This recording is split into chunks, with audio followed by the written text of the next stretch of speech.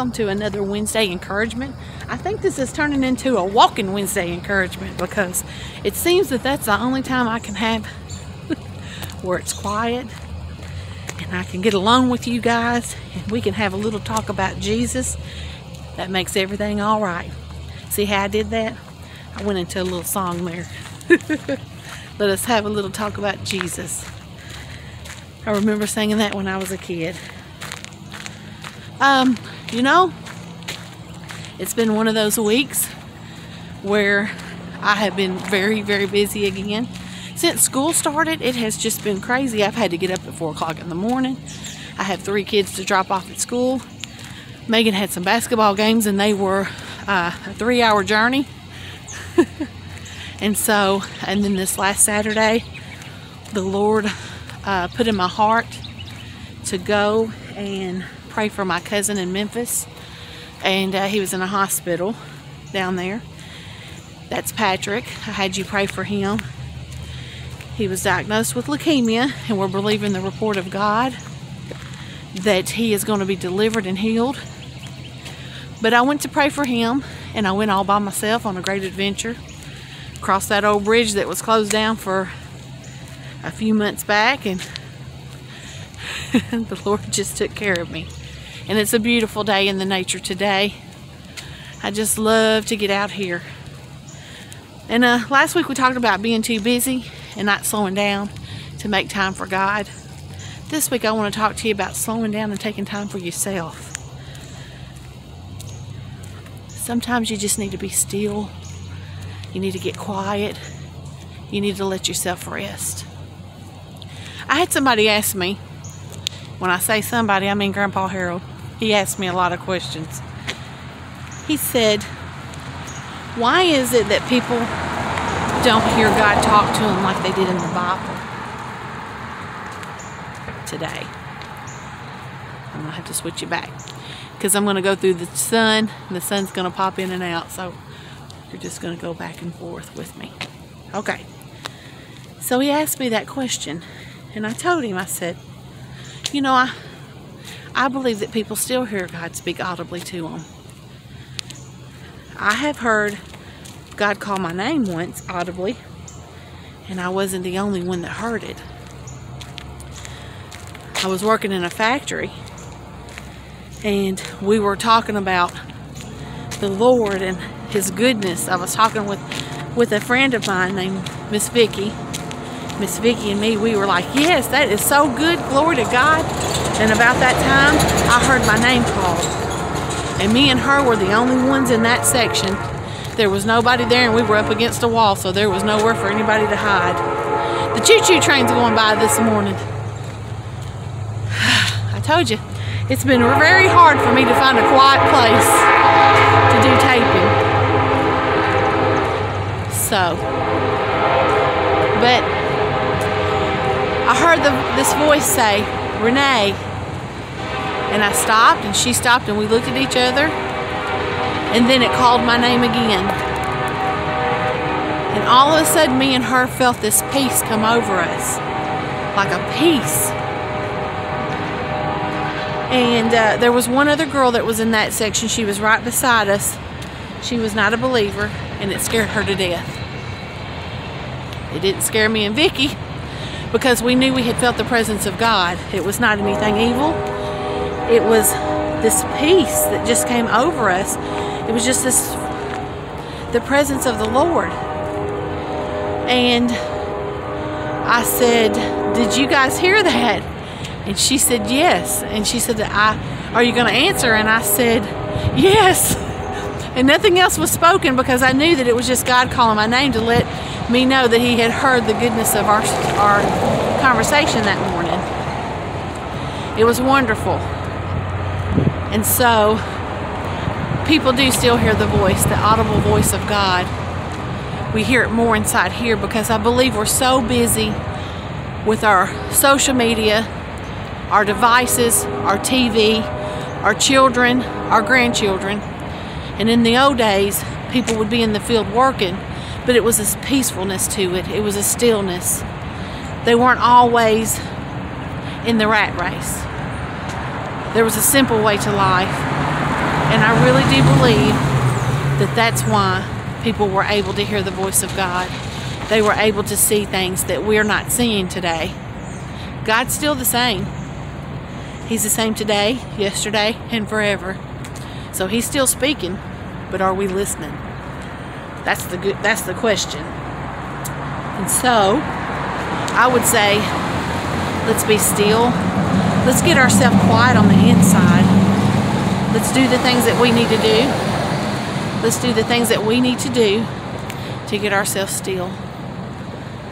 I think that that's why there's so much anxiety, why there's so much depression, why there's so much hurt, because we're not getting still.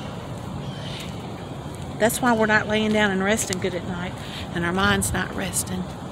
We're always worried. We're always thinking about how to do this and how to do that. I'm speaking to myself this morning. So I want to say, be still. Let yourself rest in the Lord. Let yourself meditate upon the goodness of God. I find that I am able to do that when I go for these walks in the morning. I find that I'm able to do that sometimes in the evening when the TV's off, and I just put a little bit of piano music that's maybe playing Amazing Grace or In the Sweet By and By, What a Friend We Have in Jesus. Those old hymns that brought me so much comfort as a child. And I just get quiet. And there, in that stillness, God finds me. Or shall I say, I find God, because He's always there. It's a wonderful thing. And I just want to encourage you that, because there's so many men, so many women that were tore down. And when you're tore down and you're beat up, you can't function. And I'm not just talking about being in the prayer. I'm not just talking about being in the Spirit. I'm not just talking about doing those things. But I'm saying, for our own health, for our own sanity, for our own things, that we need to find that stillness. I find, I'm going to share something with you guys. Last year, around the time I started this YouTube channel, I was having problems with anxiety. It had a lot to do with hormones, because I had had a hysterectomy, a complete hysterectomy with no hormone therapy, because I had cancer, and I couldn't sleep. My mind would just constantly race and race and race and race at night. I would be laying there worried about my children. I would be worried if the door was locked. It was just all kinds of worry that was in me. I went to the doctor and he put me on some anxiety medicine. And I want to tell you, I did not like the anxiety medicine. It made me have a headache.